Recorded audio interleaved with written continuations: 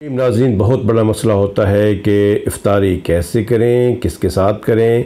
तो आज आपको इसके बारे में अपडेट करूंगा। तो जिन मेरे नाज़रीन ने अभी तक चैनल को सब्सक्राइब नहीं किया, चैनल को सब्सक्राइब कर दें, बेल आइकन का बटन लाजमी प्रेस करें ताकि मेरी हर अपलोड वीडियो मुख्तलिफ मौज़ूआत पर आप तक पहुँच सके।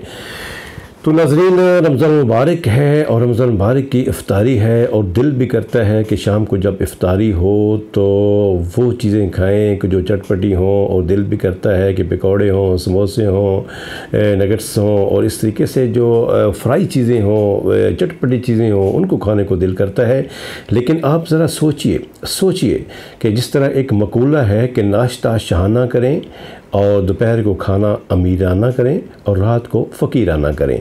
तो ये आप ऐसा समझ लें कि सारे दिन का पेट खाली है आपका, और रात को जब आप यानी कि शाम को जब आप इफ्तारी करते हैं तो आपको ये ज़रूर लिहाज रखना चाहिए कि मैं इफ्तारी करूं तो इफ्तारी भी मेरी हो जाए, लेकिन जो जिस चीज़ के साथ मैं इफ्तारी करूं वो अपनी क्वालिटी के हिसाब से, क्वांटिटी के हिसाब से बेहतरीन हो।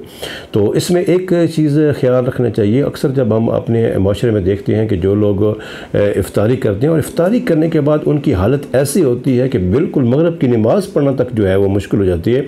उसकी वजह यह है क्या कि वो मीठा पानी, कोई शरबत, कोई इस तरीके से वो इतना ज़्यादा पी लेते हैं कि खाना तो बिल्कुल लाइट से भर के खाया तो जाती नहीं है, लेकिन वो इतना पानी पी लेते हैं कि उसके बाद उनसे हिला नहीं जा रहा होता। तो इसमें बड़ा ज़बरदस्त है कि आप एक दो खजूरें लेके उसके साथ इफ्तारी करें और कोशिश करें कि आपकी इफ्तारी के अंदर फ़्रेश जो जूसेस हों, यानी कि कोई भी फल जो इस वक्त जो आपको पसंद हो उसका आप जूस बना लें और घूंट कर उसको पिएँ। इस तरह यानी कि आप मुसलसल उसको ना पिएँ, जिस तरह पंजाबी में कहते हैं कि डीक ला के आप उसको जो है वो ना पिएं। तो लगातार घूंट करके जब आप पिएंगे तो उसके साथ ही आप कुछ जो है वो खाना भी शुरू कर दें। और खाने में बेहतरीन चीज़ जो है वो ये है कि आप जो फ्रूट है, फ्रूट चाट सा बना लें।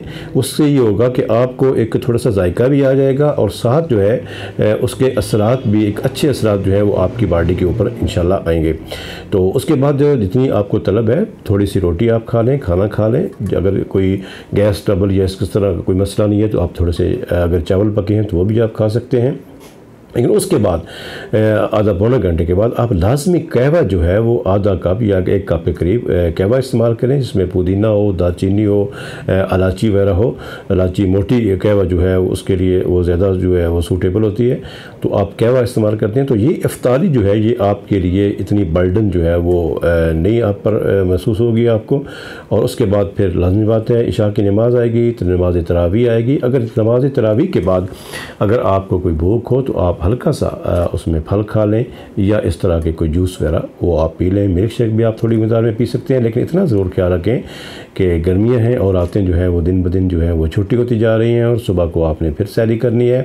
तो ऐसा ना हो कि आप इफ्तारी इस हद तक कर लें कि सुबह फिर आपको भूख न लगे और फिर अगला दिन रोज़े में आपको मुश्किल हो।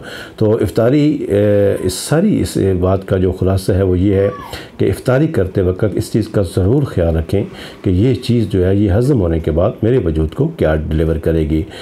फलों का इस्तेमाल करें और उसके बाद फ्रेश जो है वो सब्ज़ी ये उसका इस्तेमाल करें। बल्कि अगर आप चाट बनाते हैं तो उसमें खीरा या इस तरह की कोई चीज़ शामिल कर लें, चुकंदर थोड़ी सी शामिल कर लें, ताकि उसके जो है फ़वाइद जो है वो भी आपकी उस चाट में जो है वो शामिल हो जाए।